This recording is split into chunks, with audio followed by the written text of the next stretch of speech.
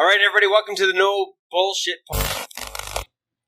Hey guys, what's going on? Liam here from PFC, going live today. A little bit of a change up. We're going to go live again. And you think about that. You do like a quote a week, guys, right? You do 50 quotes a year. Even if 10% of them close on follow-up, just because you made a phone call or you set an appointment, 5 jobs, your average job is $20,000 to $30,000. That's $100,000, right? This is just free money, guys. Like, it's just sitting there. Well, it's like I said to you earlier, Liam, when we were talking. There's a lot of contractors out there where I could go in and build an entire business the same size or larger than theirs based on the quotes that they sent out that they didn't follow up with. Until right now, this very moment, contractors have always been on their own, not as tradespeople, but being alone and knowing how to take their business to the next level. They call us working class. They call us blue collar. They say that we don't have the smarts to become the business owner that we're meant to be. That is such bullshit. You have the ability.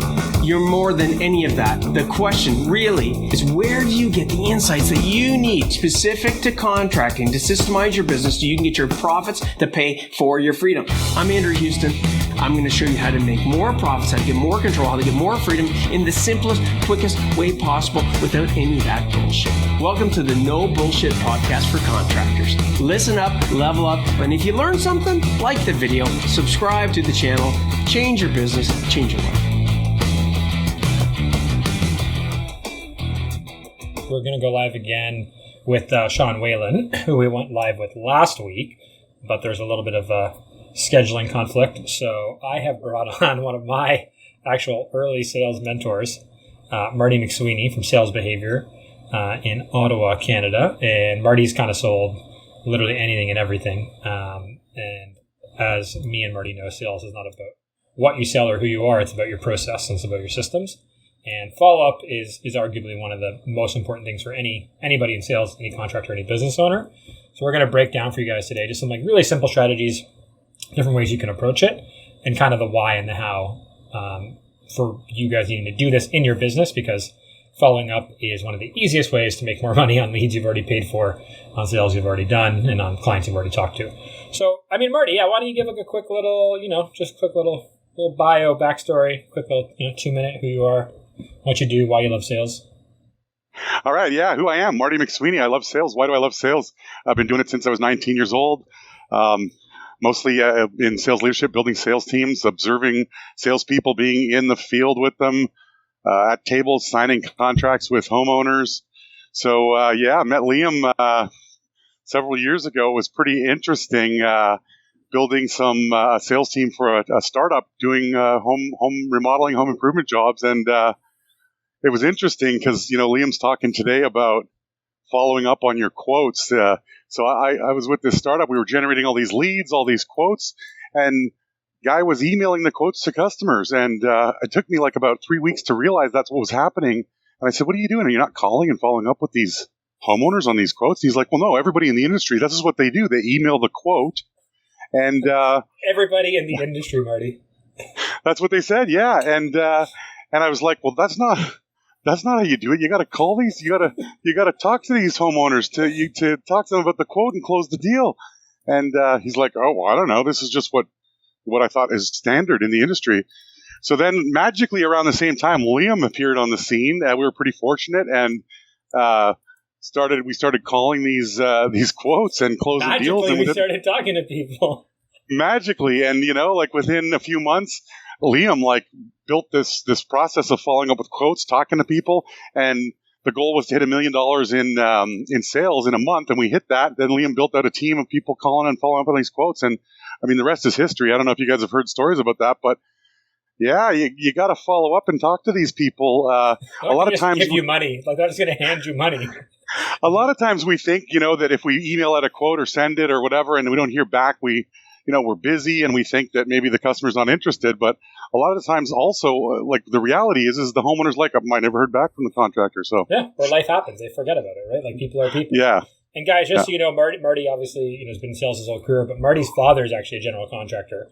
So Marty's been around construction, his whole life, the whole industry. He's coached a lot of roofing businesses, general contractors, all sorts of contractors. And I think, Marty, like consistently, I would say, and you would say probably like all of these guys, even your dad, right? Like no one really has any kind of process for sales, period. But following up, especially, they just don't, right? There's nothing, just kind of in the ether, right? Yeah, well, I mean, I've seen that for sure. I know growing up, what I used to see was my dad every night until like midnight, 1 a.m. in his office doing quotes after being on job sites all day. And I also hear him making calls at night, between whatever, 7, 9 p.m. So I saw that. I was probably too young to really understand what he was doing. So luckily he had the discipline. He wasn't doing high volume. He was doing bigger jobs. But yeah, most of the clients I work with, they're too busy there, or they don't prioritize it. They don't even know that they need to follow up with these, right?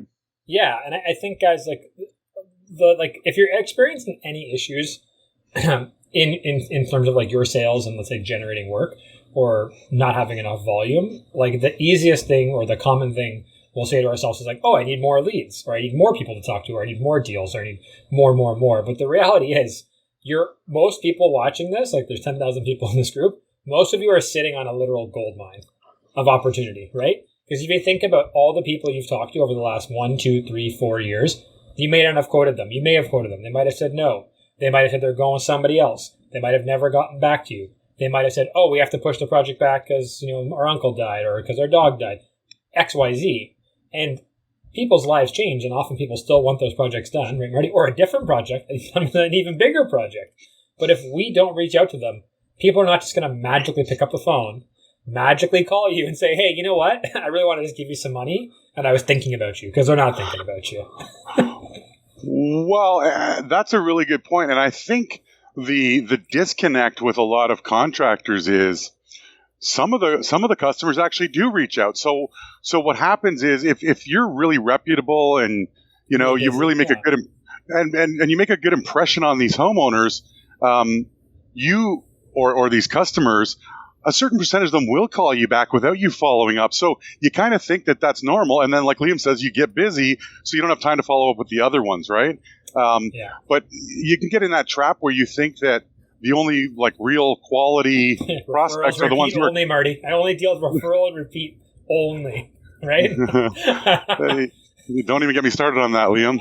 But guys, this is where we venture now. What Marty's talking about, we venture into that dreaded space, that dreaded thing of being an order taker, not a salesperson, right? And this is the death of so many small business owners, but especially contractors. Because what happens, like Marty's saying, is you get a good reputation, you start growing, you get all this business, you get referral, you get repeat, you resell people, and you're like, wicked, I don't need leads, I don't need to follow up, like I can just wait for people to call me. And that's when the economy's good. But then when things change and the economy changes, or things in your local market changes, all of a sudden, that dries up really quickly. Right? We see this with realtors, we see this with all sorts of people, and then all of a sudden you have to go into sales mode, but you don't have sales skills. So you're like a deer being released into the wild that's been in a pen its whole life, and you're like, what do? I don't have the skill set to survive. And that's all that sales is, right? It's a skill set, it's a muscle, and it's just about building it up and keeping it strong and resistant and having those skills. So we're going to go through that today, guys. Really simple stuff. But yeah, if any of this is resonating with you, like, oh shit, like, yeah, I win like 80% of my work, and it's mostly referral, it's mostly repeat. Like, those are symptoms that maybe you're an order taker. It's like my biggest pet peeve is order takers, Marty. I don't know about you. It really bugs me, right? As JR COO says, closer start at no, right? That's when the real closers start. So let's talk about basic follow-up sequences, tactics we can do. So Marty, let's actually step back, because follow-up actually happens before we follow up, right? So let's talk about where this begins, I think, which is the actual estimate, right? So Marty, you're at the homeowner's house, you're doing the quote for their bathroom, right? Like, okay, it's going to take you 3 days to get it together. You kind of know the budget. You've kind of given them some rough, let's say budgets and frameworks. How do we start this process now so we have an anchor to follow up with them and then to do it consistently? What would you advise most people from that point? Well, yeah, depending on the trade and what you're doing and how organized you are with being able to then like leave there and prepare the quote. In a lot of cases, you actually want to set the next meeting with them right there before you leave. Right? You want to say, okay, great, I'm gonna go crunch some numbers and prepare an estimate for you, prepare a quote for you, and and then I'd like to present it to you. And whether you're going to do that back in person or over the phone or over Zoom, doesn't matter, but set up that time. And so that's really the ideal first step. There's certainly some trades where maybe you're not going to do that or you don't need to do that, but where the ones you do, if you set up that next meeting, then you avoid having to do this whole follow-up thing that Liam's talking about. Yeah, because you're actually presenting the quote to them in a live conversation, and what that gives you the opportunity to do is to answer all their questions, overcome their objections in real time. Whereas if you don't set up that next meeting and you email off or drop off the quote, then you're forced to chase them down and do the follow-up, which sometimes you don't have time to, you forget. Or sometimes they have objections and they don't want to answer your call because they have an objection to the quote, whereas you don't even know why they're not answering your call. Whereas if you would have just scheduled that, I mean, so that's step one, is schedule that next meeting if you can, depending on your trade. Yeah, and the beautiful part about doing that is, let's say you're doing a quote, a lot of you like for residential work, usually there's two decision makers involved, like it's usually a husband and wife most of the time, right? So if you're at that first meeting, you have them both there. If we don't schedule that call and then you're just following up with, like, let's say just the wife or just the husband, your likelihood of closing the job already goes way down because you don't have all the decision makers present. So when we schedule that meeting, making sure it works for both of them, we have them both there. And like Marty's saying, you can get all the real objections. And a very common one we get as contractors is, oh, I got to talk to my husband. Oh, I got to run it by my wife, right? We don't want to deal with that. We want to get those all together so we can go, okay, let's all talk about this, right? So easy tactic. And here's a really crazy thing, guys, which I think will hit home, is that when you talk to most homeowners, like I did this for years, Marty did as well. Most homeowners, when they want to get a project done, they call like 5, 6, 7, 8 contractors. Maybe one or two of them, right, actually gets them the quote. Like they're like, yeah, guy showed up and he said he'd follow up with me and give me the quote. He never did. Like you hear it all the time, everywhere. And the point is that if you know your competition's not even getting quotes, right, you don't want to become just another statistic and then just not get them that quote and follow up. So set that meeting, right? You're already looking 10 times better than your competition because he didn't do that. They don't have the meeting set. He's not going to get them the quote because he's busy. He's in chaos. He doesn't have PFC in his life. And, right, subtle plug. But he needs, right, basically a lot more jobs because he's losing because he's not following up. And if you think about that, you do like a quote a week, guys, right? You do 50 quotes a year. Even if 10% of them close on follow-up just because you made a phone call or you set an appointment, 5 jobs, your average job is $20,000 to $30,000. That's $100,000, right? This is just free money, guys. Like it's just sitting there. Well, it's like I said to you earlier, Liam, when we were talking. There's a lot of contractors out there where I could go in and build an entire business the same size or larger than theirs based on the quotes that they sent out that they didn't follow up with. Yeah, and the people who said, no, I want to do it later, I got to think of just all of that, right? Yeah. And the leads as well, Marty, that never even got back to them. Because a lot of you guys get leads that email you, they text you, they call you, and for whatever reason, you don't book the estimate or it gets canceled, right? Or they reschedule and that one doesn't happen. Just like that part of your business alone, too, of leads you haven't even talked to yet. Like that's a business in and of itself.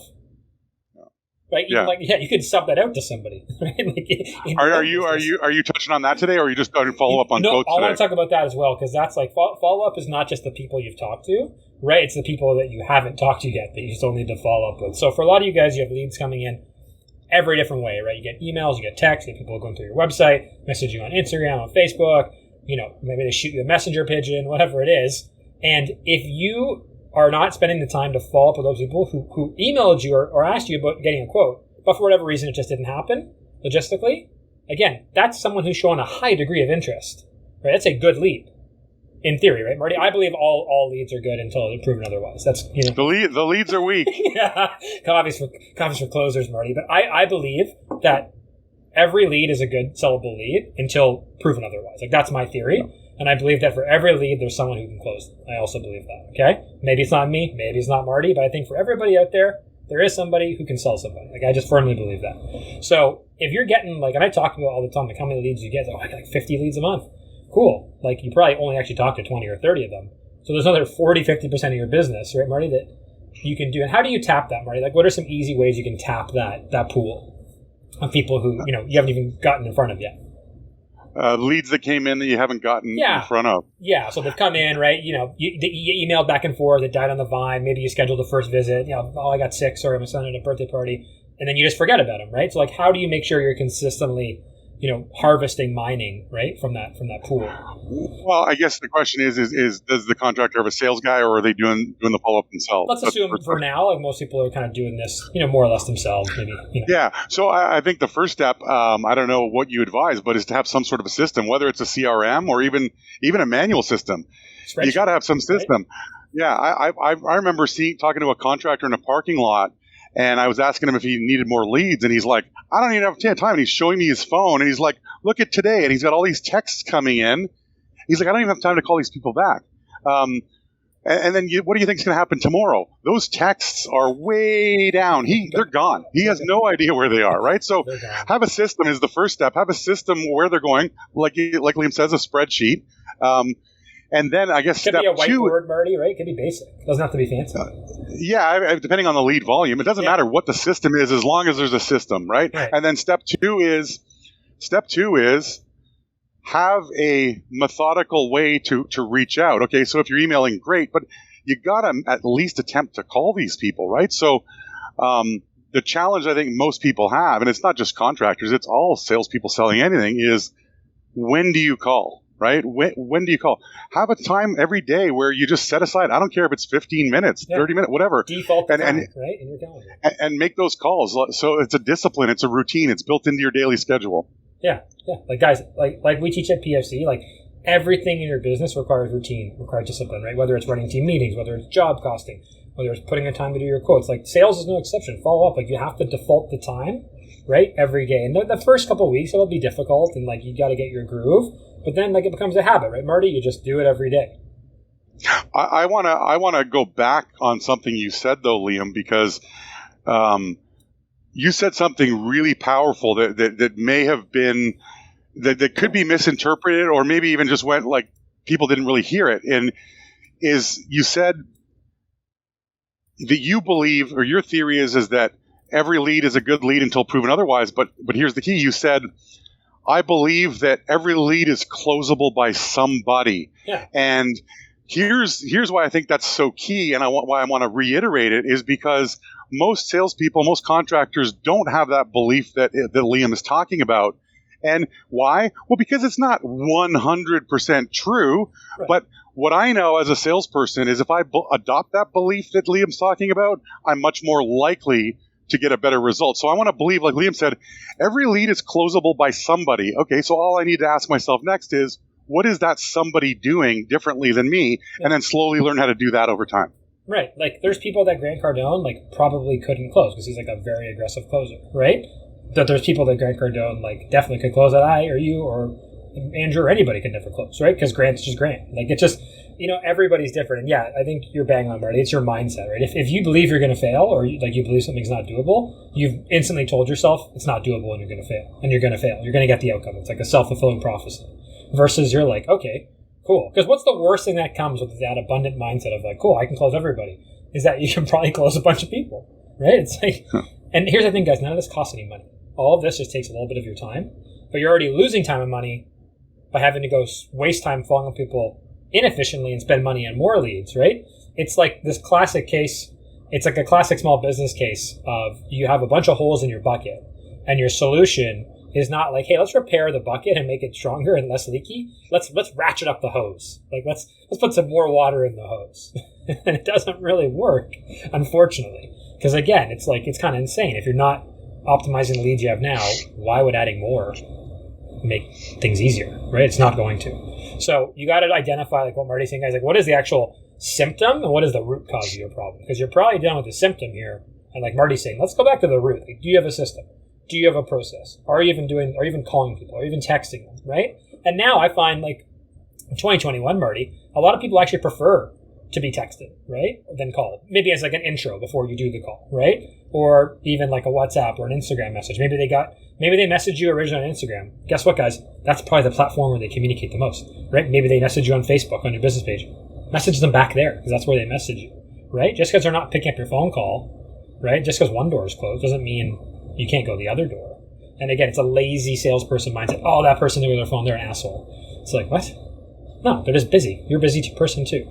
So I think the other big part too of all this, and I know, Marty, you taught me a lot about this, is like you have to detach yourself mentally from the outcome, right? If you're focused only on the outcome of like, I have to close every person and everybody has to like me, well, then you're going to be disappointed quite a bit. More often than not. But if you can detach from the outcome because you go, you know what, I know my numbers and I have a process. And I know that if I do 100 follow-up calls, I'm going to get 3 people. Then all you got to just do is 100 follow-up calls. And if on the 98th someone is a total asshole to you, it doesn't matter because you're only 2 more away from another job, right? Like you taught me that, Marty. Like you got to just follow the process. Because if you get invested emotionally, like you're doomed, right? Like you can't win that way. So I think, and as contractors, because we're the business owner, we're so passionate about our business and like what we do, and we're so confident in our service that we take it personally when someone doesn't get back to us, right? Or someone we take it as like rejection, right? Well, and the way that sounds a lot, I hear a lot of contractors say, oh, well, you know, they're not answering my calls. Well, I only want to do business with people who want to do business with me, which I agree. I agree with that. Yeah, I can respect it. Well, I mean, I only want to do business with people who want to do business with me too. But here's the problem with that mindset is just because they're not answering your call does not mean they don't want to do business with you. Like Liam said, right. They're busy, life, whatever. And here's the thing, and you guys have probably all done this because I do. We're all human. You know, your phone rings. It's a salesperson that gave you a quote for something or whatever, and you look at it and you go, "Oh, geez, I haven't had a chance to look at their thing or whatever.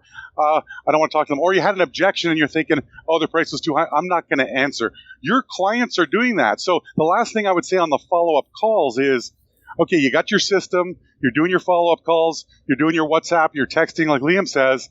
Don't assume that just because they're not reaching back out to you that they don't want to do business with you. They may have an objection that they don't think is overcomable, or they may just be busy with life.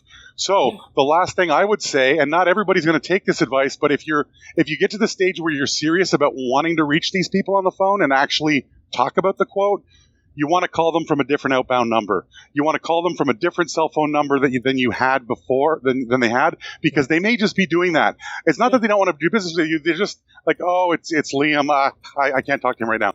So that's just one strategy you can use to get them on the phone. Yeah, or you can just lead with a little bit of empathy, which often works really well, right? And you can just literally acknowledge the fact they're busy. You can text it, "Hey Marty, listen, I know you're really busy. You have 3 kids. I just wanted to follow up on the deck quote because we are booking right for October now. You mentioned you want to have it done before Thanksgiving. So if you're still with your kids, dude, no worries, but just message me back if you still want to get it done. Like just have a little bit of empathy, a little bit of tact, because people are freaking busy, right? Like again, and if you guys are like wanting to deal only with customers who are like A class, you want to deal with the good customers. Well, most likely they're rich people who are busy. So, like, you got to respect their time, right? Because that's what's valuable to them. That's why they're hiring you, because their time is valuable. They don't want to build their own deck. They want to pay somebody to build their deck, okay? Okay, so that's kind of the first part. Now, Marty, let's say you do follow up. You're doing email, you're doing text, whatever, and someone messages back, prospect messages back, like, hey, yeah, I got your quote.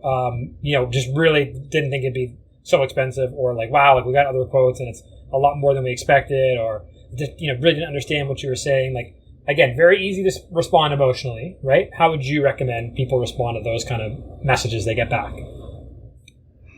Is this a response on email or text? You pick. I don't care. It could be phone, everything, right? Let's pick. We'll do every platform. Okay. So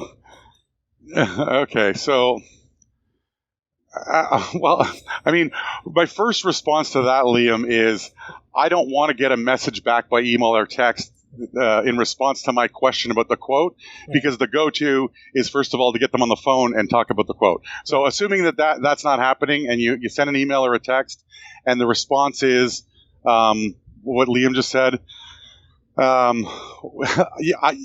in my opinion, you got to get them on the phone. Some people are really good with texting back and forth. I agree. Phone. It's got to be phone. You got to have a conversation. It's very difficult to overcome an objection or have a dialogue through text or email, because what will end up happening is they're going to stop communicating at some point. And then when you keep pushing back, it comes across as very pushy. Whereas if you did the same thing in a live dialogue, when they object, whatever. It's a more free-flowing conversation so that you can be much more smooth about it, and you don't come across as, you can be persistent, but it doesn't come across as pushy. Yeah, and I think like the thing too is like if you get the message or the reply back from someone like, hey, got the quote, just the price is really high. Don't like try and engage with them about the price there, right? To go, okay, that makes sense, no worries, or I understand. I'd love to talk to you about, the job and like the price and like the selections. Cool. When do you have time to chat, right? You just got to get them on the phone. But if you respond back and like, well, this is our price and I use premium materials and I'm one of the best rate, like that's all irrelevant to that person. You've just put on massive sales resistance, right, Marty? Like you just lost them. Versus like, okay, I understand, I empathize, that makes sense. I can understand how you might feel that the quote is a bit more than you expected. When can we discuss, some options we have to get this within your budget? And you can go have a conversation, right? Like versus, a lot of guys fly off the rail. Like, I can't believe they said I'm too expensive. Do they know how good I am? And I have 5-star review on Google. Like they don't care, guys. It's irrelevant to them at that moment. I hate to break it to you, because they're thinking, right, Marty? They're thinking emotionally, not logically, right? There's no, right? That's not a logical decision. That's probably an emotional decision that they're making. Yeah. Well, it totally is, but it turns into, we feel that it's logical because we tell ourselves that so many times. But yeah, it's not productive. It's not going to get you where you want to go, which is getting that client. And ultimately, it's not in the client's best interest to not do business with you, because then you're leaving them to your competitors who are not going to do as great of a job and service them as well. Exactly, man. And it's like, here's the thing, guys. Like, I would just generally, like, if you're doing what you're doing, right, in your local market, you're a carpenter, you're a plumber, you build high-end kitchens, whatever it is, right? You have to assume, and it's like the way, like, good boxers assume, you have to assume that your competition is as good, if not better than you, right? You have to assume they're doing everything you're doing and more. So assume they're doing all the things they're talking about and they're doing it better than you. Because that's the only way you're going to grow your business. If you're just like, oh, well, yeah, like all my buddies, all my other contractor buddies, they just get all their work referral and repeat and they never follow up. It's like, well, are they successful? Are they the best at what they do? Right? Like go. I guarantee you guys, if you want to like really see this, I really recommend this. This is a really fun thing to do. Like get someone to go through the sales process, like of one of your biggest competitors. Like find the guy in your market who you're like, I want to be that guy. Right? Like they're the guys for kitchens. Like have your brother, like call them, get a quote, and you watch. They have a process, right, Marty? They're going to have an actual process. They're going to follow up. They're going to confirm the appointment. I guarantee you they're going to do all these things. And there's a reason why they're so successful. It's because they do all of that stuff, and eventually they delegate it to salespeople. But again, if you're just hanging out with other contractors who are like, oh, that lead sucked, and like that guy didn't know anything, it's like, well, then you're hanging out with losers. You're probably not going to get a good result. So, yeah, I think follow up again. It's not that mysterious. We just got to really focus in on, again, what we can control, what we can do. And I think like in a given week, Marty, if you were to allocate, the average guy is allocate 30 minutes a day, maybe 4 or 5 hours, right, to follow up, let's say in a given week, they could probably, I think most people could probably land, I think realistically, like 1 to 2 jobs, if they do it consistently. Do you think that's reasonable? Depending how many quotes. I mean, that's the bare minimum, depending on the number of quotes they're following up with. But yeah, I would start with 15 minutes a day. If you don't have time, build it up to 30 minutes a day. Have like Liam said, that routine built into your daily schedule. Yeah, and if you guys have like an admin, you have an office assistant, you have someone who else can do calls, have them call. Because sometimes they just need a different person. Like sometimes personality profiles, someone just wants to talk to somebody else. So if you have someone working the phones, just give them the list every day, like, hey, can you follow up with these people on their quote? And most people are happy to do it because like, there's no real loss to them, right? Like, okay, cool. And that person might pick, again, maybe they see a different number and they go, oh, they pick it up. Oh, yeah, sorry, we were looking at the quote last night and we had a couple questions for Marty about the railings. Oh, okay, I'll get Marty to call you back. What were your questions? Right, guys, like you have a team. Leverage them. Like we're all in sales. So everybody in your business who works for you, they're all in sales. Just to let you know. If they're working for you and they're repping your company, right, technically they're all in sales. All right, so we got follow-up, we got email. I want to go a little bit on the tech side, Marty, because you mentioned systems earlier. So if you are using a CRM, guys, like using any kind of program, I recommend as well, like doing some scheduled or like automated follow-ups. So you can write out, right, Marty, some simple email sequence templates, some text, and just schedule them for like 7, 14, 21 days from when you talk to the person, right? Because sometimes like the average, usually for most people, guys, like industry average across all sales, usually it's the 5th to 15th attempt where most times that sale is made. Like that's like across all industries, like internationally. Very few sales are made on the first call, right? Like very rare. It's mostly on the 2nd and then the 5th and then 5th to 15th cohort. So yeah, just schedule some emails, schedule some texts. Again, put in your calendar, like call Marty next week, like put the event in a week from now, call Marty about deck, right? Like that's that consistency, doing that and habituating it. And again, sometimes just a different message will resonate and they'll answer back. Doing it consistently will just breed results. And then let's talk to Marty about if you do have a sales team here, let's say people maybe have a plumbing business, they have like a service plumbers, they have a lot of guys, maybe they're doing kitchens, they have sales reps, right? So if you do have a bit of a sales team, right, how would you help train your sales team to be better at follow-up or to help them build the behavior, the habit around following up? What would you do in that respect?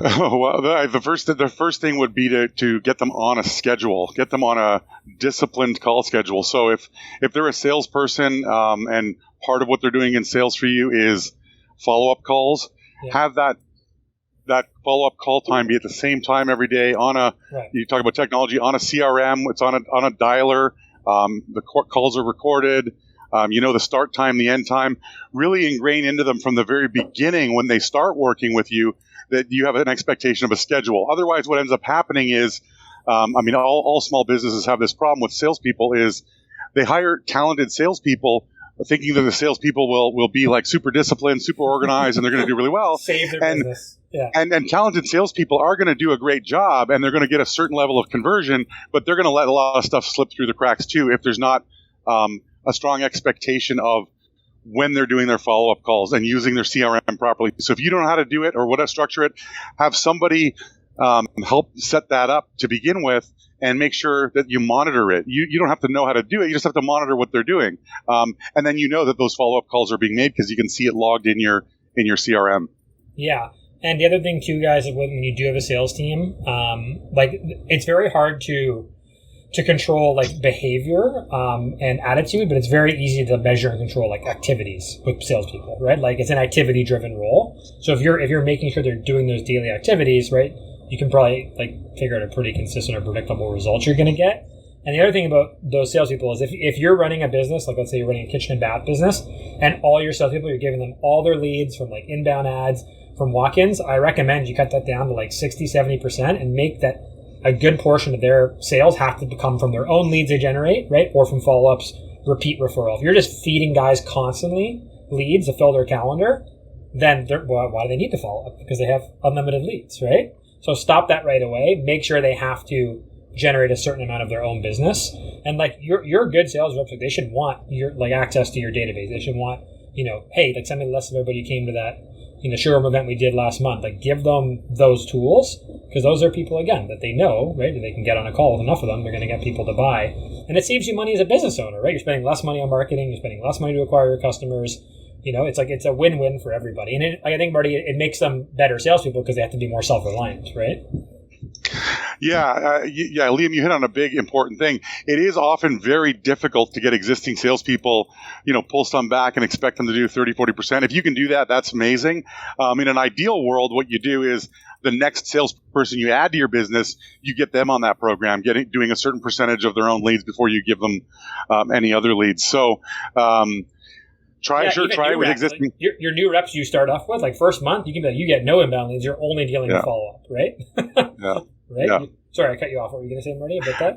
Yeah. No, yeah. Your new ones, or even better than that, you're only starting with cold calls to get them learning how hard it is to generate a lead. Not that you necessarily want to do cold calls, but they have to understand the value of a lead. So then you give them follow-ups. Now they understand, oh, geez, I don't want to have to cold call. I want to do these follow-ups. Oh, these people are so much easier to convert. Okay, so yeah, whatever stage you want to do.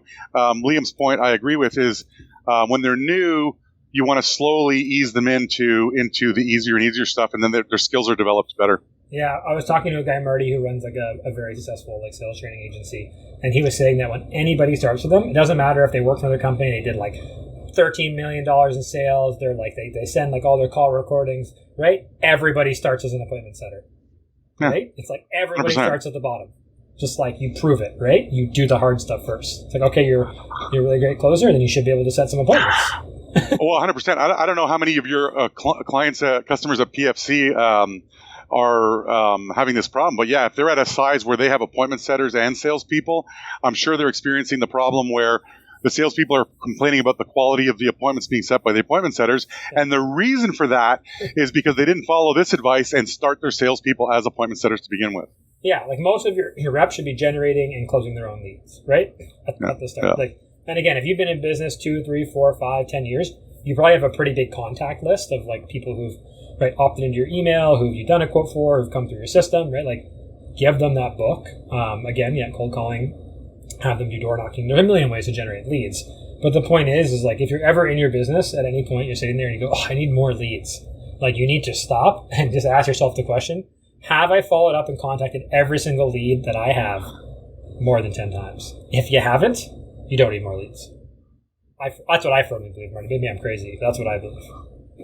Yeah. And to your point on the follow-up, like set up a system in your CRM to automatically email and have sequences. Yeah. But if you've got old quotes from 6 months, a year ago, 2 years ago, you could just blast them all with an email, a simple 9-word email that says, hey, are you still looking to get a blank done? Are you still looking to get a kitchen done? Don't even say I'm following up on my quote. Yeah. Because it looks like a generic email and just have it be really basic, no marketing, no anything. You're going to get people saying, no, I got it done. You're going to get people saying, yeah, I am, because they just put it off, right? Yeah, and it reminded them that they need to get it done. Oh, yeah, I need to do the shower, right? Yeah. I've been slacking. My wife's going to kill me if I don't get that done. All right, I'm going to call Marty, right? Yeah. So, yeah, guys, this has been awesome, Marty. Thanks so much for doing this, dude. And I was going to have a guy on today, Sean. He was a roofing contractor. He joined our program about a year ago. And yeah, when he started, he never followed up with any of his leads, and he started doing it, and it was just blowing me up. Like, dude, I closed another roof. Like the other 9 guys didn't give him a quote, or they said, hey, like you're the most expensive, but you're the only guy who got back to us, or you know what, like we really were impressed by like your warranty, right? Like sometimes people just need that little nudge, just to get them over the edge, and that nudge sometimes is you showing that you care. Right? And Marty, let me just talk about this mindset thing quickly. Is like a lot of us as salespeople or even as business owners, right? We think we're like pestering someone or bothering them. We're like, right? Guys, people actually love it. They respect it because it shows them inherently that you're interested in their business, right? If someone doesn't do that, the person doesn't think about it, and they clearly, to them, it's like, I just want my business. But like, why do you think and it's a human nature thing, right? We just think we're bothering somebody. Like I kind of get that, but it's literally the opposite effect. Like Marty said, someone might see the call and be like, I didn't do what Marty needed me to do. I didn't figure out if I wanted glass or I wanted metal railings. And that's why they don't pick up, right? It's not personal. It's nothing to do with you as a person, right? It has everything to do with just human nature. So get them on the phone. Have a conversation.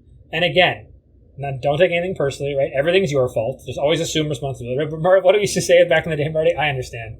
It's my fault. I understand, and it's my fault. Yeah, always just assume that you're wrong, and people will just go, oh, no, it's like, I'm so sorry, I didn't get back to you, or, oh, like, our son got sick. Like, again, you need to get, them on the same side of the table as you. So, listen, guys, super easy tactics today. None of this costs you any money. Most CRMs cost $50 to $100, $200 a month. There's a million out there. We talk about them all the time in the group. If you don't have any way of tracking your leads, guys, you got to get something, like even if it's a spreadsheet, just some way, you maybe get your admin part-time helper to enter the leads in the system, and you can import them later into your CRM, but just start following up. Like right now, I would set a challenge, like to everybody on this call right now, I'll set a 5-day challenge. Okay. If you go and you spend over the next week, you spend 1 hour each day, right? It can be throughout the day broken up, calling, texting people, even people who you've talked to in the last 90 days. I guarantee that every single person who does that will be able to close at least one job in the next 7 days. Easily. Yeah, I'm putting the bar low, Marty. One job, guys, right? And I mean real follow-up, right? Calling people, texting them, email. Don't just email everybody, guys. Like, you got to mix it up. But I guarantee everybody watching, if you do that consistently for 1 week, maybe don't do it on Sunday, right? Your call. I believe you can sell every day of the week, but so does Marty. Don't. And if you think like, oh, I don't do quotes on Saturday, I don't sell on Saturday, guess what? Your competition might be. Yep. Right, Marty? That's probably one of the biggest sins too, eh? Like, oh, I only do quotes Tuesday, Wednesday, Thursday. Yeah. And I mean, hey, that's fine. If that's your lifestyle, I mean, the reason we have a business is to live the life we want. But if you're looking for more business and you've got the time, if you're sitting crying, complaining about a lack of business and you're refusing to do quotes more than 2 hours a day, 3 days a week, then you need to get a perspective change, right? Like, but I agree. Yeah. Yes. If you want to build your business around your lifestyle, and it's profitable and it's systemic and you have predictability, awesome. Only do quotes 3 days a week. But unless you can afford not to do quotes the other 4 days of the week, don't do that, right? Because again, there's a guy out there who's hungrier than you, who will do the quote on Saturday, who will do the quote on Sunday, who will do the quote on Monday night. And if you lose that business to him, it's only your fault. It's not his fault or their fault. Yeah. Right? Awesome. Marty, listen, man, this is so much fun, dude. Thanks for doing this. We'll have another podcast, dude. We'll get you in the office in Ottawa. We'll get you to come in, do a podcast with Andrew. Yeah, well, thanks for having me. I love talking about sales and follow-up. Where can people find you, dude, on Instagram? What's your handle again? Sales Behavior with a U. Sales Behavior the British or Canadian way. Canadian U for all the Americans. We spell color and behavior. Sales Behavior. With a U on Instagram. Guys, check out Marty. Has some cool stuff there. And yeah, I think that's pretty much all, guys. One last thing I want to say about Liam. Like, guys, I'm sure you hear all kinds of stories from Liam about how to sell, how to follow up. Stop.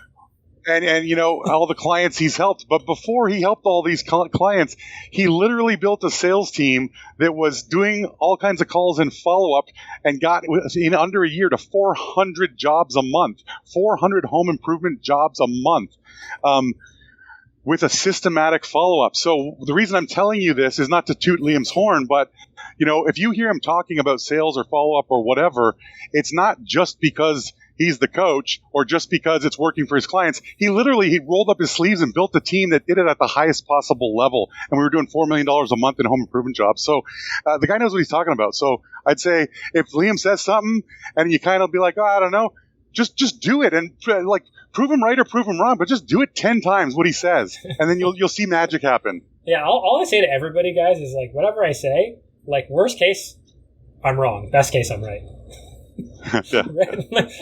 Yeah. What do you have to lose, right? Like, at the end of the day, trying what I say, what Marty says, what Andrew says, what Jay says, what Rick says, what anybody says. Like, worst case, you vindicated yourself. You proved yourself right.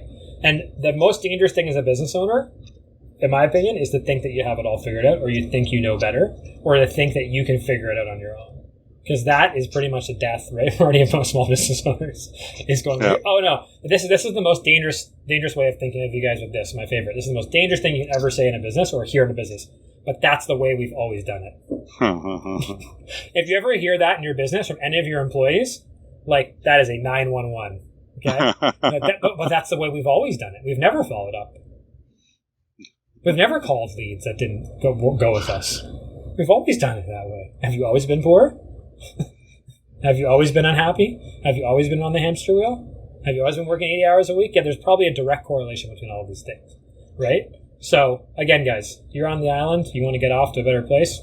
Start doing some follow-up. Marty, thanks, dude. I'll get the recording up for this. At Sales Behavior for Marty on Instagram. Go follow up, guys, because guess what? There's lots of opportunity out there, and it's waiting for you. Okay, thanks, Marty. Thanks for having me. See you later. Cheers, man. Hey, Rockstar, I hope that you enjoyed that one. I mean, if you did like this podcast, leave a review, leave a comment. You know, this will help us a lot to keep you bringing the gold, to keep allowing you to delegate, dominate, and deliver so you can take your contracting business to the next level. Now, make sure you subscribe, get the latest teachings and insights, and we will see you back here for another No Bullshit podcast. No, seriously, no bullshit.